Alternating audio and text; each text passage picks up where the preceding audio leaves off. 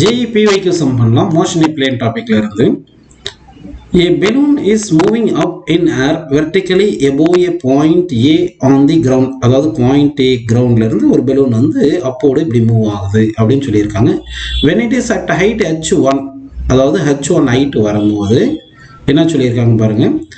A girl standing at a distance D from A sees it at an angle 45 degree. D டிஸ்டன்ஸ்ல இருந்து ஒரு girl வந்து B பாயிண்ட்ல இருந்து பார்க்கும்போது இந்த பலூன் வந்து H1 ஹைட்ல 45 டிகிரி வித் வெர்டிகல்ல தெரியுது. வித் ரெஸ்பெக்ட் டு வெர்டிகல் சொல்லிட்டாங்க. when the balloon climbs up a further height H2, இன்னும் H2 ஹைட் மேல போயிருச்சு. அப்படி போகும்போது it is seen at an angle with respect to the vertical if the girl moves further by a distance 2.464D. அதாவது Bல இருந்து C பாயிண்ட்டுக்கு 2.464D distance போகும்போது போயிட்டு அப்போது அங்கிருந்து பார்த்தா இந்த பெலூன் H2 ஹைட்டு போயிருக்கு. இந்த பாயிண்ட் சில இருந்து இந்த பெலூனை பார்த்தோம்னா H2 ஹைட் எவ்வளோ இருக்குன்னா ஆங்கிள் 60 டிகிரி இருக்கு. ஓகேங்களா, அதான் சொல்லியிருக்காங்க. இப்போ என்ன கேட்குறாங்கன்னா தென் தி ஹைட் H2, இந்த H2 வேல்யூ எவ்வளோன்னு கேட்குறாங்கப்பா. ஸோ நம்ம சால்வ் பண்ணலாம் பாருங்க. இப்போ இந்த ஆங்கிள் 60 டிகிரினா இந்த ஆங்கிள் வந்து 30 டிகிரி எடுத்துக்கலாம். ஓகேவா, இப்போ இந்த பாயிண்ட்டை வந்து என்ன பண்ணிக்கலாம்னா இந்த H1 ஹைட் பாயிண்ட்டை வந்து நம்ம Dன்னு வச்சுக்கலாம். H2 ஹைட்ன்ற பாயிண்ட்டை Eன்னு எடுத்துக்கலாம். இப்போ நம்ம ட்ரையாங்கிள் ஏபிடி எடுத்தோம்னா இந்த ஆங்கிள் 45னால இதுவும் 45. அப்போ tan 45 is equal to opposite by adjacent side H1 by D போட்டுக்கலாம். tan 45 1, அப்போ 1 equal to H1 by D போட்டுக்கலாம்.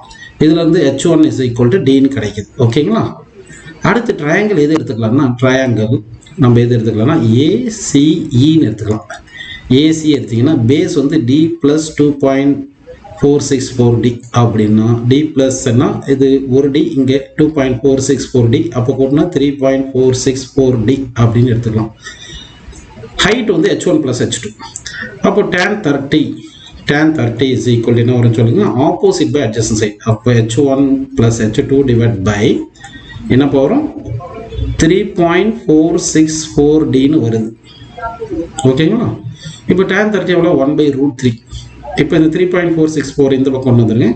3.464D divide by √3 is equal to H1 plus H2. H1 எவ்வளோ பார்த்தோம் Dன்னு பார்த்தோம் ப்ளஸ் H2. நமக்கு H2 தானே வேணும், D இந்த பக்கம் கொண்டு வந்துருங்க. So H2 is equal to 3.464 divide by √3 minus 1 into Dன்னு போட்டுங்க. D காமனாக எடுத்துட்டேன், D லெஃப்ட் சைடு கொண்டு வந்து. அப்போது 3.464 மைனஸ் √3 வந்து 1.732 டிவைட் பை √3 வந்து ஒரு 1.732 இன்ட்டு D. இப்போ 3.64லேருந்து 1.732 கழிச்சு என்ன வரும் 1.732. கரெக்டுங்களா, பை 1.732 D. அப்போ இது கேன்சல் பண்ணிட்டோம்னா அப்போ H2 இஸ் ஈக்குவல் என்ன வருதுப்பா Dன்னு கிடைக்குது. So H2 equal to D, answer correct. அப்போ D என்றது எந்த option correct? So fourth option வந்து இந்த கொஷனுக்கு வந்து கரெக்டாக வருது. அப்படின்னா நமக்கு வந்து அந்த ஃபைனலாக H2 ஹைட்டு எவ்வளோன்னா D டிஸ்டன்ஸில் இருந்து தெரியுது அப்படின்னு எடுத்துக்கலாம்ப்பா.